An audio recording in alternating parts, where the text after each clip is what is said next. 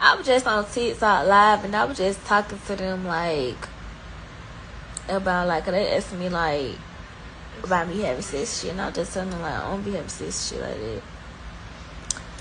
And I was telling them like they thinking I'm playing. I'm like, bro, every time I think about it, cause they be like you don't be like you be having temptation. I know you be wanting to fuck folks shit like that. And bro, on my soul, like every time I think about like fucking this shit, I think everybody got this shit. Like it ain't no way it's fucking 20,000, 30, 40,000 cases of herpes and fucking all these cases of HIV and AIDS and shit, and everybody just running around talking about they clean. No, y'all folk got this shit. You hear me? These folk got this shit. So every time I think about folk fucking, I think they got that shit. And I know I ain't got that shit, so I don't want that shit. I don't want that shit. I don't want that shit at all. I swear I don't want that shit.